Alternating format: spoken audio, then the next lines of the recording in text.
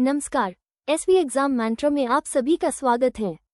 आज के इस अभ्यास सत्र में हम आज के मुख्य समाचारों और देश दुनिया की प्रमुख घटनाओं पर आधारित 10 अत्यंत महत्वपूर्ण प्रश्नों पर चर्चा करेंगे, जो आपकी आगामी परीक्षाओं के दृष्टिकोण से बहुत उपयोगी हैं। चलिए पूरे ध्यान के साथ आज का सत्र शुरू करते हैं। प्रश्न संख्या 1 को देखते हैं।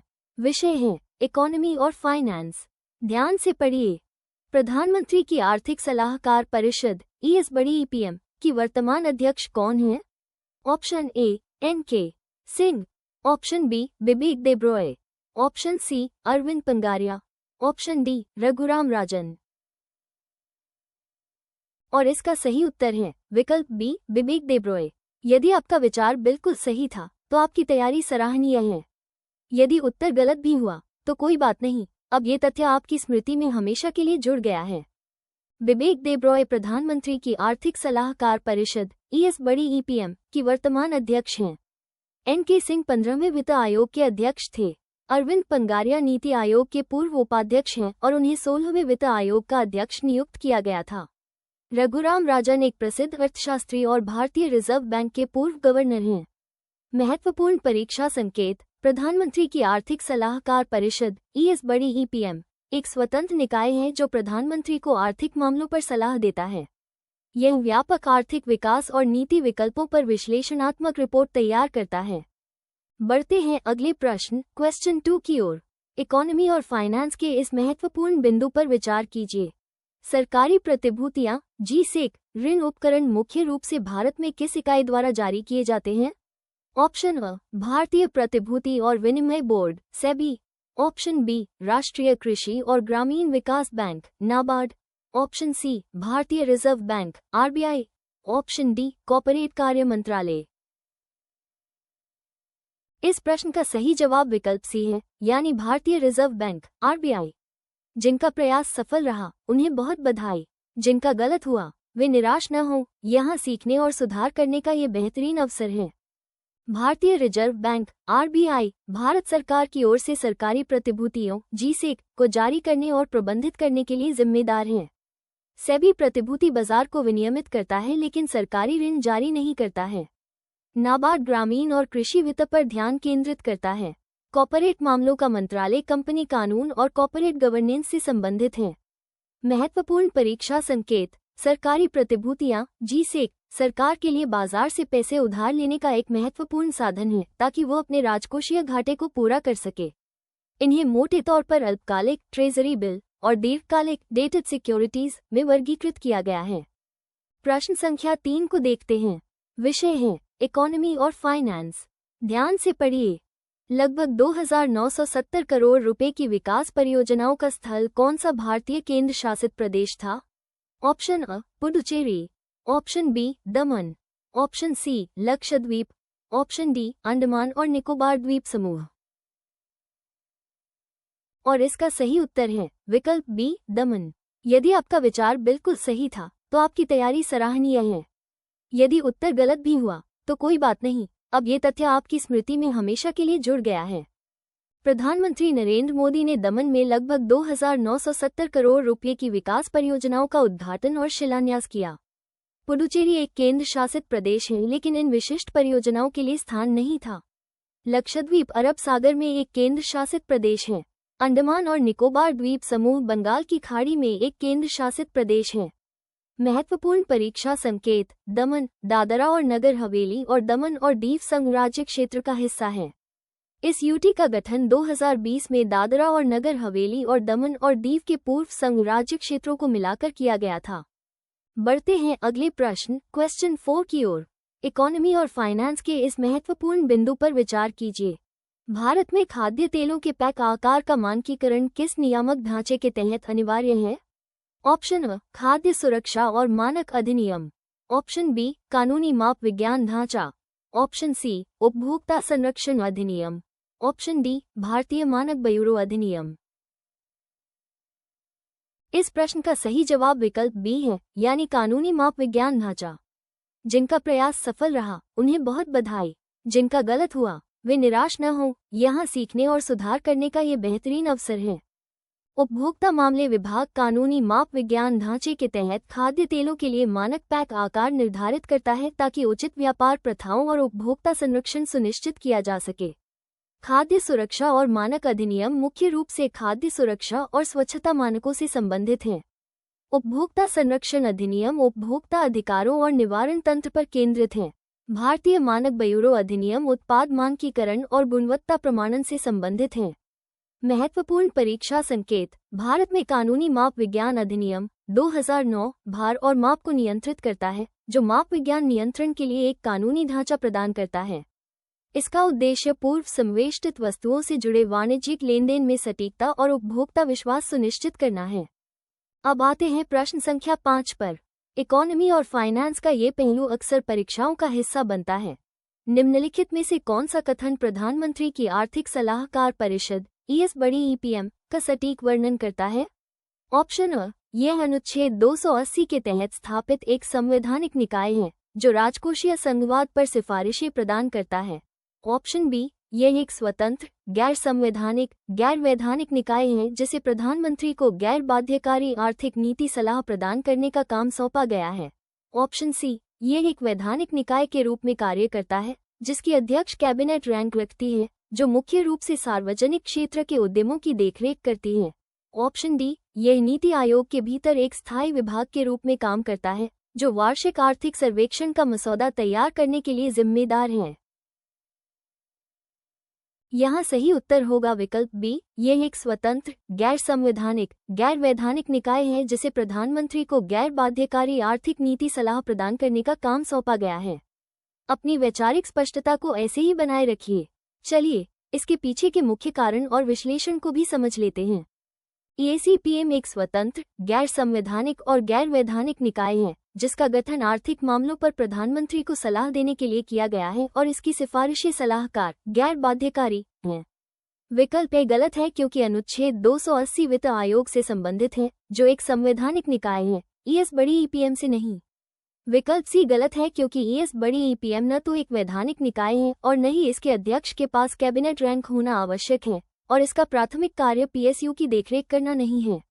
विकल्प डी गलत है क्योंकि बड़ी ईपीएम नीति आयोग से अलग है और आर्थिक सर्वेक्षण आर्थिक मामलों के विभाग वित्त मंत्रालय द्वारा तैयार किया जाता है। महत्वपूर्ण परीक्षा संकेत। बड़ी ईपीएम की अध्यक्षता वर्तमान में डॉक्टर बिबेक देब्रॉय कर रही हैं और इसमें विभिन्न क्षेत्रों के अर्थशास्त्री और विशेषज्ञ शामिल हैं। यह आर्थिक रुझानों और मुद्दों का विश्लेषण करता है, प्रधानमंत्री को अंतर्दृष्टि और नीति विकल्प प्रदान करता है। प्रिय विद्यार्थियों, यदि आज के मुख्य समाचारों पर आधारित ये प्रश्न आपको आपकी तैयारी के लिए उपयोगी लग रहे हैं तो इस सत्र को लाइक और शेयर अवश्य करें। साथ ही हम इस कंटेंट को आपके लिए और बेहतर कैसे बना सकते हैं, अपने मूल्यवान सुझाव कमेंट बॉक्स में जरूर साझा करें। बढ़ते हैं अगले प्रश्न क्वेश्चन 6 की ओर। इकोनॉमी और फाइनेंस के इस महत्वपूर्ण बिंदु पर विचार कीजिए। निम्नलिखित में से कौन सी प्रणाली योग्य अनिवासी निवेशकों को बिना किसी मात्रात्मक सीमा के निर्दिष्ट भारतीय सरकारी प्रतिभूतियों में निवेश करने की अनुमति देती है? ऑप्शन अ, प्रत्यक्ष विदेशी निवेश एफडीआई मार्ग। ऑप्शन बी, पूरी तरह से सुलभ मार्ग फा। ऑप्शन सी, बाहरी वाणिज्यिक उधार ईसीबी मार्ग। ऑप्शन डी, योग्य विदेशी निवेशक क्यूएफआई मार्ग। इस प्रश्न का सही जवाब विकल्प बी है, यानी पूरी तरह से सुलभ मार्ग फा। जिनका प्रयास सफल रहा उन्हें बहुत बधाई, जिनका गलत हुआ वे निराश न हो, यहाँ सीखने और सुधार करने का ये बेहतरीन अवसर है। पुनर्तः सुलभ मार्ग फुली एक्सेसिबल रूट फा भारतीय रिजर्व बैंक द्वारा शुरू किया गया था ताकि योग्य अनिवासी निवेशकों को बिना किसी मात्रात्मक प्रतिबंध के निर्दिष्ट भारतीय सरकारी प्रतिभूतियों में निवेश करने की अनुमति मिल सके, जिसका उद्देश्य जी-सेक बाजार को गहरा करना था। एफडीआई मार्ग कंपनियों में इक्विटी हिस्सेदारी में प्रत्यक्ष निवेश के लिए है, सरकारी प्रतिभूतियों के लिए नहीं। ईसीबी मार्ग भारतीय संस्थाओं द्वारा विदेशी ऋणदाताओं से उधार लेने की सुविधा प्रदान करता है, जी-सेक में प्रत्यक्ष निवेश के लिए नहीं। क्यूएफआई मार्ग विदेशी व्यक्तियों संस्थानों द्वारा प्रत्यक्ष निवेश के लिए एक पूर्ववर्ती ढांचा था, जिसे एफपीआई नियमों द्वारा काफी हद तक प्रतिस्थापित कर दिया गया था। महत्वपूर्ण परीक्षा संकेत। सरकारी प्रतिभूतियां जी-सेक विपणन योग्य ऋण उपकरण हैं जो केंद्र या राज्य सरकारों द्वारा अपने राजकोषीय घाटे को वित्तपोषित करने के लिए जारी किए जाते हैं। इन्हें जोखिम मुक्त उपकरण माना जाता है और केंद्रीय बैंक द्वारा मौद्रिक नीति संचालन में महत्वपूर्ण भूमिका निभाते हैं। प्रश्न संख्या 7 को देखते हैं। विषय है इकोनॉमी और फाइनेंस। ध्यान से पढ़िए। भारत में राज्य वित्त आयोगों की स्थापना संविधान के निम्नलिखित में से किस अनुच्छेद द्वारा अनिवार्य है? ऑप्शन अ अनुच्छेद 280 और अनुच्छेद 243 जी, ऑप्शन बी अनुच्छेद 243 आई और अनुच्छेद 243 वाई, ऑप्शन सी अनुच्छेद 243 के और अनुच्छेद 243 जेड सी, ऑप्शन डी अनुच्छेद 263 और अनुच्छेद 275। और इसका सही उत्तर है विकल्प बी अनुच्छेद 243 आई और अनुच्छेद 243 वाई। यदि आपका विचार बिल्कुल सही था तो आपकी तैयारी सराहनीय है। यदि उत्तर गलत भी हुआ तो कोई बात नहीं, अब ये तथ्य आपकी स्मृति में हमेशा के लिए जुड़ गया है। अनुच्छेद 243 आई पंचायतों के लिए वित्त आयोग की स्थापना का आदेश देता है और अनुच्छेद 243 वाई इस प्रावधान को नगर पालिकाओं तक बढ़ाता है। ये अनुच्छेद सामूहिक रूप से राज्य वित्त आयोगों के लिए प्रदान करते हैं। अनुच्छेद 280 संघ वित्त आयोग से संबंधित है, जबकि अनुच्छेद 243 जी पंचायतों की शक्तियों से संबंधित है।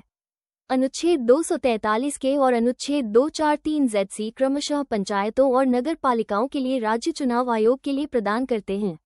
अनुच्छेद 263 अंतर राज्य परिषद से संबंधित है और अनुच्छेद 275 कुछ राज्यों को संघ से अनुदान प्रदान करता है। महत्वपूर्ण परीक्षा संकेत। राज्य वित्त आयोग राजकोषीय विकेंद्रीकरण के लिए महत्वपूर्ण है, जो राज्य सरकार और स्थानीय स्वशासनों के बीच संसाधनों के समान वितरण को सुनिश्चित करते हैं। वे राज्य द्वारा लगाए गए करों, शुल्कों, पथकर और फीस की शुद्ध आय के वितरण के लिए सिद्धांतों की सिफारिश करते हैं। बढ़ते हैं अगले प्रश्न क्वेश्चन 8 की ओर। इकोनॉमी और फाइनेंस के इस महत्वपूर्ण बिंदु पर विचार कीजिए।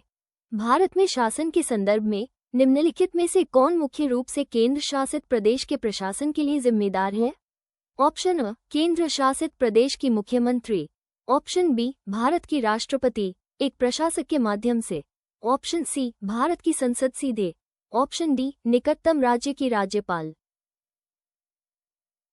इस प्रश्न का सही जवाब विकल्प बी है, यानी भारत की राष्ट्रपति एक प्रशासक के माध्यम से। जिनका प्रयास सफल रहा उन्हें बहुत बधाई, जिनका गलत हुआ वे निराश न हो, यहाँ सीखने और सुधार करने का ये बेहतरीन अवसर है। भारतीय संविधान के अनुच्छेद 239 के तहत प्रत्येक केंद्र शासित प्रदेश का प्रशासन भारत के राष्ट्रपति द्वारा कार्यवाहक के रूप में किया जाता है, जो उनके द्वारा नियुक्त प्रशासक के माध्यम से उस सीमा तक जो उन्हें उचित लगे। जबकि कुछ केंद्र शासित प्रदेशों में विधानसभाएं और मुख्यमंत्री होते हैं, अंतिम कार्यकारी अधिकार और प्रशासन की प्राथमिक जिम्मेदारी प्रशासक के माध्यम से राष्ट्रपति के पास होती है। विकल्प गलत है क्योंकि केवल कुछ केंद्र शासित प्रदेशों में मुख्यमंत्री होता है और उनकी शक्तियां सीमित होती हैं। विकल्प सी गलत है क्योंकि संसद केंद्र शासित प्रदेशों के लिए कानून बनाती है लेकिन सीधे उनका प्रशासन नहीं करती है। विकल्प डी गलत है क्योंकि राज्यपाल राज्यों का प्रशासन करते हैं, केंद्र शासित प्रदेशों का नहीं, जब तक कि विशेष रूप से किसी विशेष केंद्र शासित प्रदेश के लिए प्रशासक के रूप में नियुक्त न किया जाए। महत्वपूर्ण परीक्षा संकेत। केंद्र शासित प्रदेश भारत के केंद्र द्वारा प्रशासित क्षेत्र हैं, जो राज्यों से भिन्न हैं, जिनकी अपनी निर्वाचित सरकारें हैं। संविधान अनुच्छेद 239 के तहत उनके प्रशासन का प्रावधान करता है, कुछ के लिए विशेष प्रावधानों की अनुमति देता है, जैसे कि दिल्ली और पुडुचेरी, जिनमें विधानसभाएं हैं। प्रश्न संख्या 9 को देखते हैं। विषय है इकोनॉमी और फाइनेंस। ध्यान से पढ़िए। प्रधानमंत्री के लिए आर्थिक सलाहकार परिषद बड़ी ईपीएम का प्राथमिक कार्य क्या है? ऑप्शन अ भारत में प्रतिभूति बाजार को विनियमित करने के लिए, ऑप्शन बी राजकोषीय नीति के कार्यान्वयन की निगरानी करना, ऑप्शन सी आर्थिक मामलों पर प्रधानमंत्री को सलाह देना, ऑप्शन डी भारत की मौद्रिक नीति तैयार करना और उसे लागू करना। और इसका सही उत्तर है विकल्प सी आर्थिक मामलों पर प्रधानमंत्री को सलाह देना। यदि आपका विचार बिल्कुल सही था तो आपकी तैयारी सराहनीय है। यदि उत्तर गलत भी हुआ तो कोई बात नहीं, अब ये तथ्य आपकी स्मृति में हमेशा के लिए जुड़ गया है। प्रधानमंत्री की आर्थिक सलाहकार परिषद बड़ी ईपीएम एक स्वतंत्र निकाय है, जिसका गठन प्रधानमंत्री को आर्थिक मामलों पर सलाह देने और नीतिगत सिफारिशें देने के लिए किया गया है। विकल्प ए सेबी के कार्य का वर्णन करता है। विकल्प बी मोटे तौर पर वित्त मंत्रालय के डोमेन से संबंधित है। विकल्प डी भारतीय रिजर्व बैंक आरबीआई के कार्य का वर्णन करता है। महत्वपूर्ण परीक्षा संकेत। ईएस बड़ी ईपीएम की अध्यक्षता वर्तमान में डॉक्टर बिबेक देब्रॉय कर रही हैं। ये भारत सरकार को आर्थिक मुद्दों पर स्वतंत्र सलाह देता है, विशेष रूप से प्रधानमंत्री को। अब आते हैं प्रश्न संख्या 10 पर। इकोनॉमी और फाइनेंस का ये पहलू अक्सर परीक्षाओं का हिस्सा बनता है। भारत में कौन सा संस्थान मुख्य रूप से केंद्र और राज्य सरकारों की ओर से सार्वजनिक ऋण के प्रबंधन और सरकारी प्रतिभूतियों (जीसेक) जारी करने के लिए जिम्मेदार है? ऑप्शन अ, भारतीय प्रतिभूति और विनिमय बोर्ड (सेबी). ऑप्शन बी, भारतीय reserve bank (RBI). Option C, भारतीय राष्ट्रीय भुगतान निगम (एनपीसीआई). ऑप्शन डी, आर्थिक मामलों का विभाग (डीईए), वित्त मंत्रालय। यहाँ सही उत्तर होगा विकल्प बी, भारतीय रिजर्व बैंक (आरबीआई). अपनी वैचारिक स्पष्टता को ऐसे ही बनाए रखिए। चलिए इसके पीछे के मुख्य कारण और विश्लेषण को भी समझ लेते हैं। भारतीय रिजर्व बैंक (आरबीआई) केंद्र और राज्य सरकारों दोनों के लिए ऋण प्रबंधक के रूप में कार्य करता है, जो उनकी ओर से सरकारी प्रतिभूतियों (जीसेक) के निर्गमन को संभालता है। सेबी प्रतिभूति बाजार का नियामक है, लेकिन सरकारी ऋण जारी नहीं करता है। एनपीसीआई खुदरा भुगतान और निपटान प्रणालियों पर ध्यान केंद्रित करता है। आर्थिक मामलों का विभाग वित्त मंत्रालय आर्थिक नीति के लिए जिम्मेदार है, लेकिन आरबीआई ऋण प्रबंधन को निष्पादित करता है। महत्वपूर्ण परीक्षा संकेत। सरकारी प्रतिभूतियां (जीसेक) सरकार द्वारा बाजार से पैसे उधार लेने के लिए जारी किए गए ऋण उपकरण हैं। इन्हें संप्रभु ऋण माना जाता है और इनमें डिफ़ॉल्ट का जोखिम कम होता है, जो इन्हें निवेशकों के लिए आकर्षक बनाता है। आगे बढ़ने से पहले आइए आज के इन सभी महत्वपूर्ण तथ्यों को एक बार तेजी से दोहरा लेते हैं, ताकि ये आपके दिमाग में पूरी तरह से व्यवस्थित हो जाएं। 1. प्रधानमंत्री की आर्थिक सलाहकार परिषद (ईएस बड़ी ईपीएम) की वर्तमान अध्यक्ष कौन है? आंसर, बिबेक देब्रॉय। 2. सरकारी प्रतिभूतियां (जीसेक) ऋण उपकरण मुख्य रूप से भारत में किस इकाई द्वारा जारी किए जाते हैं? आंसर, भारतीय रिजर्व बैंक (आरबीआई). 3. लगभग 2,970 करोड़ रुपए की विकास परियोजनाओं का स्थल कौन सा भारतीय केंद्र शासित प्रदेश था? आंसर, दमन। 4. भारत में खाद्य तेलों के पैक आकार का मानकीकरण किस नियामक ढांचे के तहत अनिवार्य है? आंसर, कानूनी माप विज्ञान ढांचा 5. निम्नलिखित में से कौन सा कथन प्रधानमंत्री की आर्थिक सलाहकार परिषद (ईएस बड़ी ईपीएम) का सटीक वर्णन करता है? आंसर, यह एक स्वतंत्र, गैर संवैधानिक, गैर वैधानिक निकाय है जिसे प्रधानमंत्री को गैर बाध्यकारी आर्थिक नीति सलाह प्रदान करने का काम सौंपा गया है। रिवीजन जारी है। भाग 2/2 तथ्य 6 से 10 तक। 6. निम्नलिखित में से कौन सी प्रणाली योग्य अनिवासी निवेशकों को बिना किसी मात्रात्मक सीमा के निर्दिष्ट भारतीय सरकारी प्रतिभूतियों में निवेश करने की अनुमति देती है? आंसर, पूरी तरह से सुलभ मार्ग (फा 7). भारत में राज्य वित्त आयोगों की स्थापना संविधान के निम्नलिखित में से किस अनुच्छेद द्वारा अनिवार्य है? आंसर, अनुच्छेद 243 और अनुच्छेद 243 8. भारत में शासन के संदर्भ में निम्नलिखित में से कौन मुख्य रूप से केंद्र शासित प्रदेश के प्रशासन के लिए जिम्मेदार है? आंसर, भारत की राष्ट्रपति एक प्रशासक के माध्यम से। 9. प्रधानमंत्री के लिए आर्थिक सलाहकार परिषद (ईएस बड़ी ईपीएम) का प्राथमिक कार्य क्या है? आंसर, आर्थिक मामलों पर प्रधानमंत्री को सलाह देना। 10. भारत में कौन सा संस्थान मुख्य रूप से केंद्र और राज्य सरकारों की ओर से सार्वजनिक ऋण के प्रबंधन और सरकारी प्रतिभूतियों (जीसेक) जारी करने के लिए जिम्मेदार है? आंसर, भारतीय रिजर्व बैंक (आरबीआई). इन सभी तथ्यों को अच्छी तरह से याद रखिए, परीक्षा में ये निश्चित रूप से आपके काम आएंगे। तो विद्यार्थियों, आज का आपका स्कोर क्या रहा? नीचे कमेंट बॉक्स में वीकली टेस्ट लिखकर हमारी वेबसाइट की लाइव टेस्ट लिंक प्राप्त करें और अपनी वास्तविक ऑल इंडिया रैंक जांचें। आज की क्लास की फ्री पीडीएफ के लिए डिस्क्रिप्शन और टेलीग्राम लिंक पर क्लिक करें। कल आपसे फिर मुलाकात होगी, तब तक निरंतर पढ़ते रहिए और आगे बढ़ते रहिए।